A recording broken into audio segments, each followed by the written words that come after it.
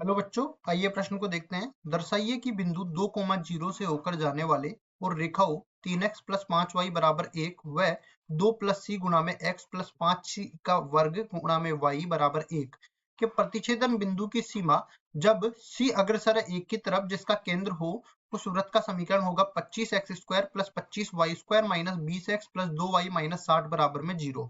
प्रश्न को हल करने से पहले इसकी मुख्य अवधारणा के बारे में चर्चा कर लेते हैं। मुख्य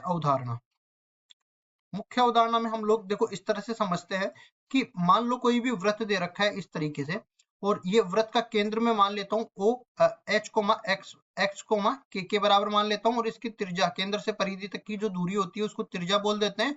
और ये अपने पास आर के बराबर दे रखी है, तो लिखेंगे केंद्र अगर अपने को एच कोमा के दिया हो और त्रिज्या अपने को अगर आर दी गई हो, तो इसके वृत्त का केंद्र वृत्त का समीकरण कैसे निकालेंगे?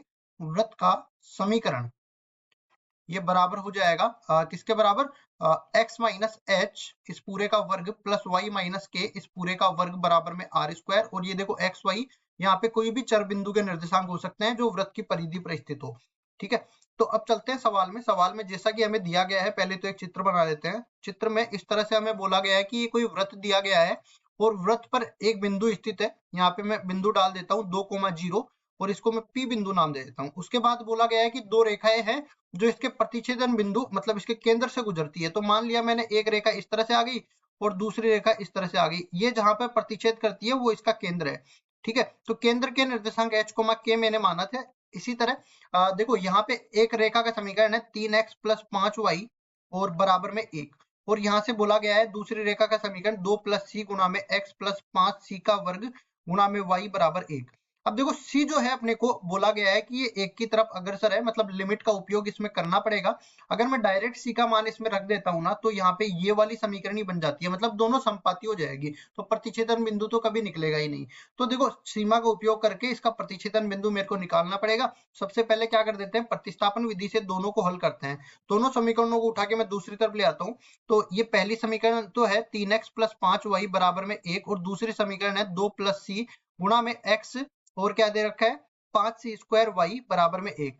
ये दे रखा है 5c² y बराबर में 1। तो यहां से देखो प्रतिस्थापन विधि लगाएंगे, कुल मिला के मैं क्या करूंगा, यहां से देखिए y का मान x के रूप में निकाल लेता हूं, तो 1 माइनस में 3x बटा 5 के बराबर निकल के आ गया। अब ये y का मान मैं इस समीकरण में रख देता हूं, तो कुल मिला के ये बनेगा 2 प्लस सी गुणा में x और प्लस 5c का वर्ग गुणा में y की जगह आ जाएगा 1 माइनस में 3x बटा में 5 बराबर हो जाएगा 1 के।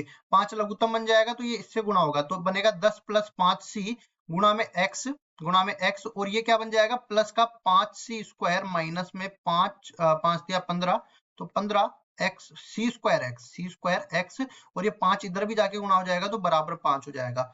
अब देखिए x को तो अलग ले लेते हैं और बाकी अचर पदों को एक साथ ले जाते हैं, तो ये क्या बन जाएगा, देखो x का गुणांक 5c माइनस में 15c², और यहाँ पे देखो एक गलती और करी है मैंने, ये अपने पास 10 नहीं होगा 10x होने वाला है, तो ये बनेगा 10x और इसके बाद ये हल होगा।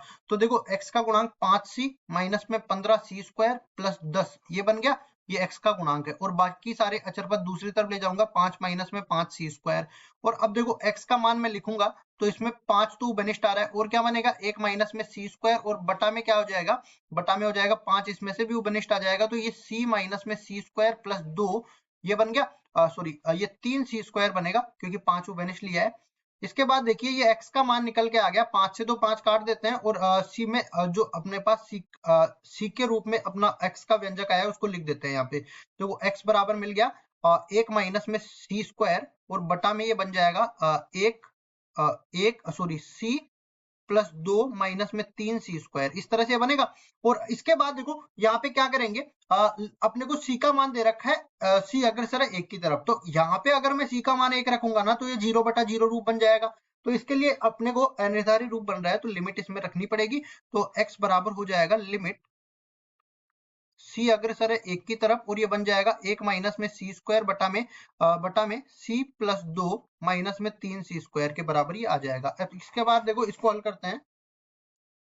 इसको देखिए गुणनखंड विधि से हम लोग हल करने वाले हैं, तो यहाँ पे ऊपर वाले का तो गुणनखंड सीधा ही हो जाएगा, ए स्क्वायर माइनस बी स्क्वायर करके ए माइनस बी और ए प्लस बी हो जाएगा। तो इसका देखो एक माइनस सी और एक प्लस सी आ रहा है, तो अपने को क्या करना है, इसको मैं नीचे लिख देता हूँ। देखो x बराबर हो जाएगा लिमिट सी अग्रसर है एक की तरफ, ऊपर अपने पास एक माइनस सी और गुणा में एक प्लस सी बन रहा है, और नीचे वाला देखो एक माइनस सी ऐसा मिलना चाहिए गुणनखंड कि इससे कट जाए और अनिर्धार्य रूप वाला पद हट जाए। तो इसके गुणनखंड कर लेते हैं इधर देखो, या फिर इधर ले आते हैं।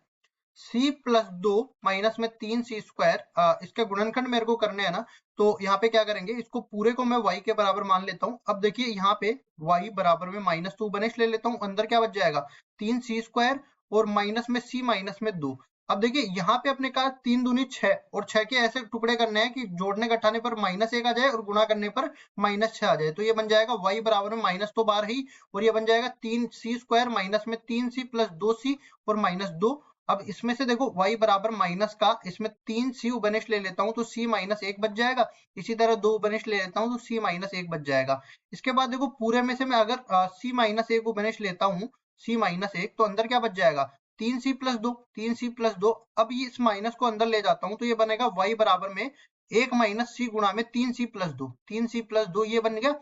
अब इस पूरे को मैं नीचे ले आता हूँ इधर, और ये क्या बन गया इसका गुणनखंड, ये गुणनखंड निकल के आया 1 माइनस सी गुणा में, और क्या है 3c प्लस 2, तो इसको भी लिख देते हैं 3c प्लस 2।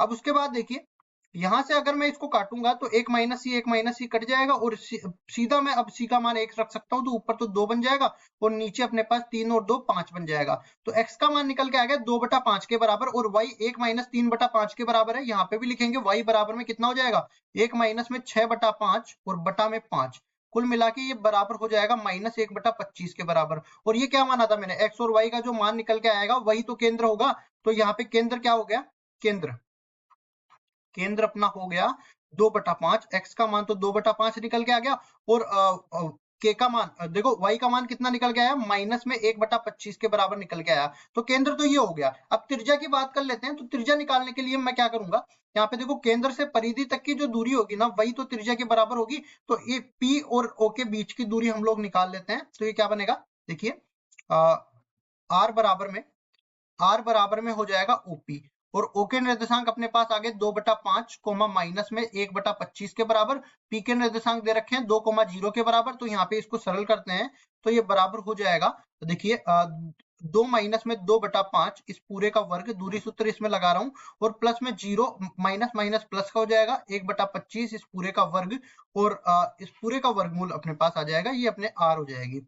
अब उसके बाद आगे बढ़ते हैं, तो ये बन जाएगा 5 दूनी 10, 10 माइनस 2 8, 8/5 मतलब ये 64/25 बन जाएगा। और उसके बाद में ये क्या बनेगा 1/25 का 625 हो जाएगा इस पूरे का वर्गमूल। अब इसके आगे इसको हल करते हैं, तो 64 को यहाँ पे लघुत्तम तो अपने पास 625 आने वाला है। उसके बाद देखो 64 को 25 से गुणा करेंगे तो ये 1600 बन जाएगा, और 1600 प्लस 1 इस पूरे का वर्गमूल, मतलब कुल मिला के 1601 बटा में 625 इस पूरे का वर्गमूल ये निकल के आ गया। अब ये त्रिज्या अपने पास निकल के आ गई, ये केंद्र अपने पास निकल के आ गया। तो हम लोग इस वृत्त का समीकरण लिख सकते हैं। तो लिखेंगे वृत्त का समीकरण ये किसके बराबर हो जाएगा, x माइनस में 2/5 इस पूरे का वर्ग प्लस y प्लस 1/25 इस पूरे का वर्ग, और बराबर हो जाएगा r का वर्ग, मतलब कि 1601 बटा में 625 के बराबर ही आ जाएगा। इसके बाद आगे इसको हल करते हैं, तो खोलेंगे x स्क्वायर, सर्व समीकरण लगाएंगे ना इसमें, x स्क्वायर प्लस ये देखो इस पूरे का वर्ग मतलब 4/25 हो जाएगा, फिर माइनस में 2x हो जाएगा ना, तो माइनस में 4/5 x के बराबर आ जाएगा। उसके बाद इसको खोलते हैं, तो y स्क्वायर और प्लस में 1/625, और माइनस में कितना, सॉरी माइनस नहीं अब प्लस आएगा, तो 2/25 y, और इसको भी इधर ले क्या आते हैं 1601 बटा में 625 बराबर हो जाएगा 0 के। अब देखिए आगे एक बार मैं देखो यहाँ पे अचर पदों को हल कर लेता हूँ, तो ये अचर पद क्या बन जाएंगे, देखो क्या क्या दे रखा है 4/25 1/625 और माइनस 1601/625। तो इसको लिखते हैं, देखो अचर पद इसको मैं c के बराबर मान लेता हूँ, तो ये बन जाएगा 4/25, और आगे क्या दे रखा है प्लस 1/625 प्लस 1/625 और माइनस में 1601 बटा में 625 के बराबर ये दे रखा है। तो यहाँ पे देखो 625 तो इसका लघुत्तम आ जाएगा। उसके बाद ये 25 से गुणा होगा तभी तो 625 बनेगा, तो 25 चौक 100 बन जाएगा और प्लस 1 माइनस में 1601 बन जाएगा और बराबर में सी बन जाएगा। कुल मिला के सी बराबर किसके बराबर आ गया, ये अपने पास देखो 101 माइनस 1600 मतलब माइनस का 1500 बटा में 625। अब देखो ऊपर नीचे 25 का भाग दे देंगे तो ये बन जाएगा -60/25 के बराबर। और इससे आगे हम लोग इसको नहीं काटेंगे क्योंकि नीचे देखो लघुत्तम में 25 और भी पद दे रखे हैं, y का गुणांक भी तो नीचे अपने पास 25 के है। तो इसको लिखते हैं अब यहाँ पे, ये पूरा समीकरण उठा के लाएंगे पहले तो x square plus Y square, X square plus Y square minus में 4/5x और फिर दे रखा है प्लस 2/25y प्लस में 2/25y और ये क्या निकल के आएगा -60/25 के बराबर। अब पूरे समीकरण को 25 से गुणा करेंगे तो ये बन जाएगा 25x का वर्ग प्लस 25y का वर्ग। ये अपने पास 25 से गुणा होगा तो 5 से तो 5 कट गया और 5 का 20 बच गया, माइनस का 20x प्लस ये अपने पास 2y बन गया और माइनस में 60 बराबर 0 हो गया। आप सवाल में देखोगे अपने को यही समीकरण दे रखा था 25x square plus 25y square minus 20x plus 2y minus 60 बराबर 0। तो ये हमने सिद्ध करके बता दिया मुख्य अवधारणा का उपयोग करते हुए और यही हमारा उत्तर है। आशा करता हूँ ये सवाल आपको समझ में आया होगा। धन्यवाद।